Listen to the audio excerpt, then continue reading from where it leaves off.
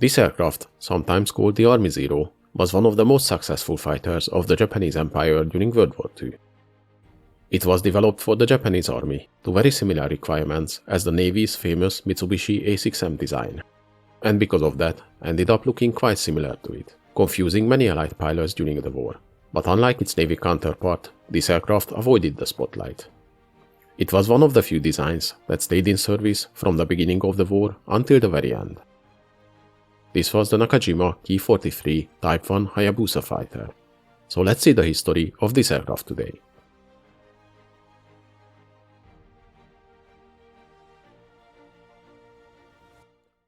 The Japanese Empire slowly but surely expanded its territories since the late 1800s and occupied big parts of China as well.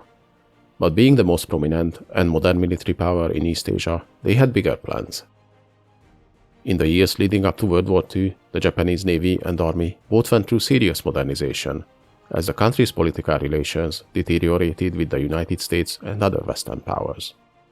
One of the fruits of these modernization programs was the Nakajima Ki-43 fighter, which entered service in 1937, beating the Kawasaki Ki-28 and Mitsubishi Ki-43 designs in a very controversial competition in 1935. At that time, the competition for Army and Navy contracts between the leading Japanese aircraft manufacturers, Mitsubishi, Nakajima, and Kawasaki, was fierce, as the armed forces held open competitions every time they announced new requirements. Most of the manufacturers even had different facilities to design Navy and Army aircraft separately, as the two services were competing each other as well, and the only thing they agreed on was the dislike of sharing information with the other about their new developments. Up to that point, Nakajima only had one design facility, but by 1935 their separate Army design section was up and running, with the lead of Hideo Itokawa, and they were given the green light for the development of an Army fighter as a private venture. But starting the work on their fighter design earlier resulted in the controversy that followed. After losing to Nakajima in the 1935 tender, the other two corporations openly complained, stating Nakajima must have knowledge about the contest beforehand.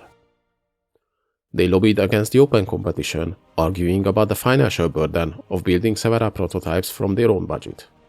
And in the end, they managed to convince the Army to drop this custom, and in the future give design works to one specific manufacturer. As a result, the 1935 tender was the last open competition for Japanese Army Air Force orders.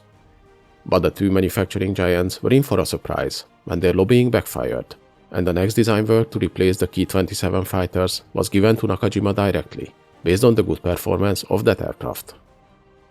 Though the Ki-27 was satisfactory for the Army, proved itself in South Asia against the Chinese planes, and when the war on the Pacific broke out, it was the most numerous Japanese Army fighter in service, playing a crucial role in the early victories against the British and American forces.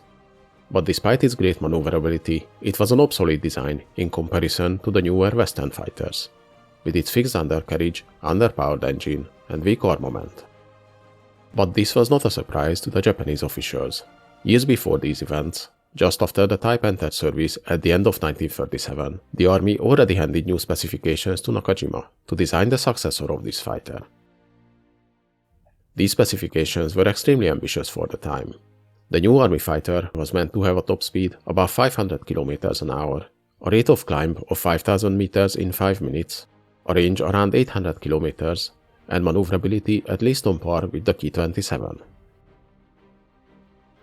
These requirements were near impossible to fulfill, but the team at Nakajima, with the lead of Hideo Itokawa, set to work on the new aircraft, not knowing yet that it will take them more than 3 years of trying to accomplish this seemingly impossible task. But in the process, they were going to create one of the most successful Japanese fighter, which at the end of its service life will have more air-to-air kills than any other Japanese plane in World War II. If you're interested how other Japanese designers of the time tackled the very demanding requirements from the Navy and the Army, check out my videos about the Mitsubishi G3M and G4M bombers. But now back to the history of the Hayabusa. A year after receiving the specifications, Nakajima's new design emerged, but given the very demanding requirements, it was very much a compromise, and it showed. The first prototype, 4301, was completed in December 1938, and its first flight in January 1939 was disappointing.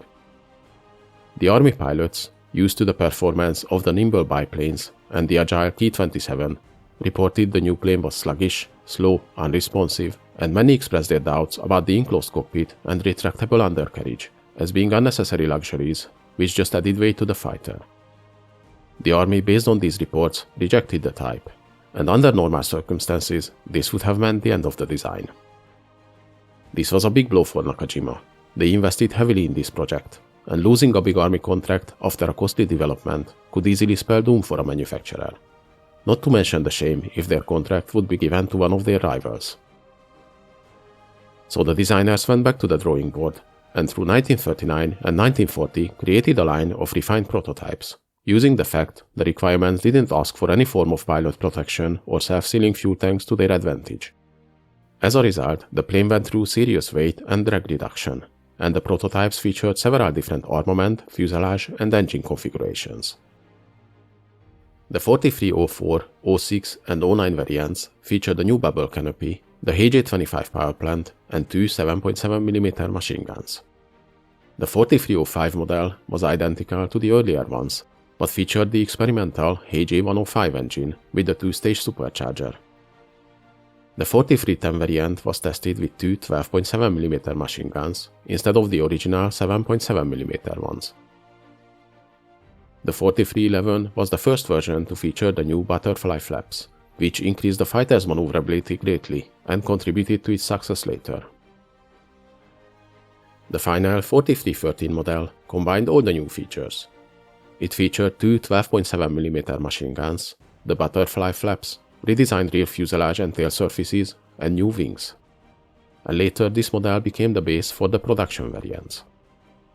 The redesigned wings, tail, fuselage, and especially the new combat flaps completely changed the flying characteristics of the fighter, and the opinions of the test pilots changed with it as well, now reporting on the new models enthusiastically.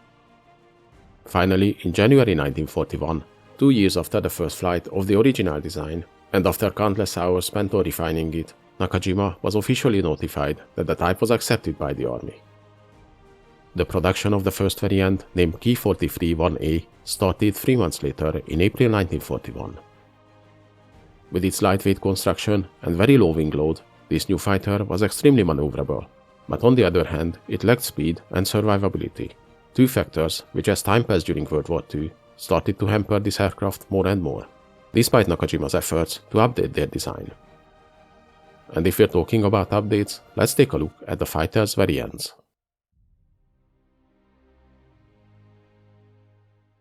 The Ki-43-1A was the first production variant, featuring a 950 horsepower engine and two 7.7mm machine guns. About 35 were built between April and July 1941. The A model was quickly followed by the Ki-43-1B variant, featuring a different armament in the form of one 7.7 and one 12.7mm machine guns. Its production started in July and 45 units were built. At the end of September, again a new variant was introduced, the Ki-43-1C, now featuring two 12.7mm machine guns, and this variant had the ability to carry two 30kg bombs. 636 were built.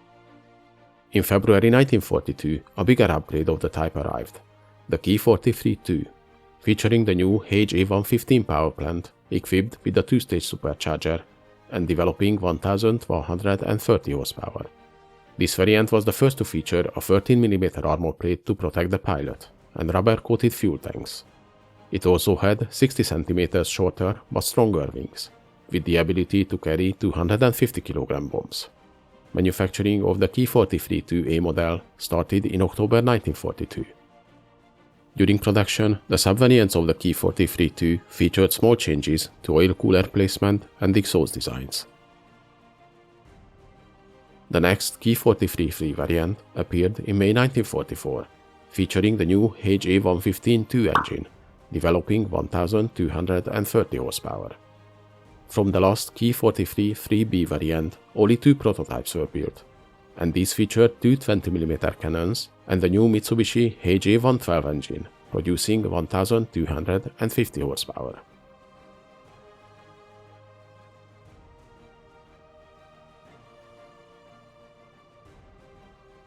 The Ki-43 Hayabusa was 8.92 meters long with a wingspan of 10.84 meters. It had an empty weight of 1,910 kilograms and a maximum takeoff weight of 2,925 kilograms. The fighter was powered by a Nakajima HA-115 air-cooled radial engine, producing 1,230 horsepower. It could reach a top speed of 530 km an hour and a cruise speed of 440 km an hour. The plane had a range of 1,760 km and a service ceiling of 11,200 meters. Its main armament consisted of two 12.7mm machine guns mounted in the engine cowlings, and it could carry two 250 kg bombs under its wings.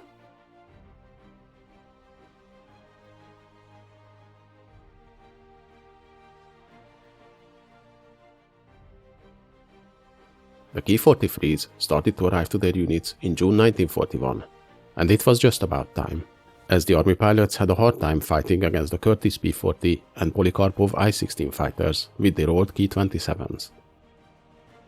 The initially produced small numbers of Ki-43 1A and 1B models were used in fighter schools, while the 1C models were sent to the frontline units. They started flying combat missions in October with the 59th and 64th Sentais.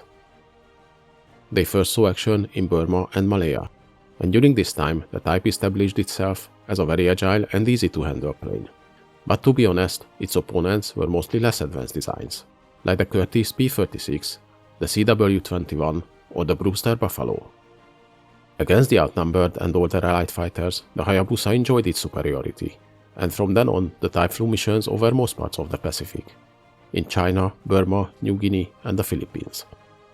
But as the war progressed, it showed the same weaknesses as its predecessor and other Japanese designs. Its lack of speed, weak armament, and the lack of armor plating and self-sealing fuel tanks made it vulnerable against the newer, more advanced Allied fighters, which were all much faster, more heavily armored, and carried a heavy armament, like the P-47, P-38, the Hellcat, or the Corsair. They started to suffer more and more casualties, as the Japanese forces were forced on the defensive. In the desperate attempts to defend against the Allied forces, some units were completely destroyed, fighting over New Guinea, Burma, and Thailand.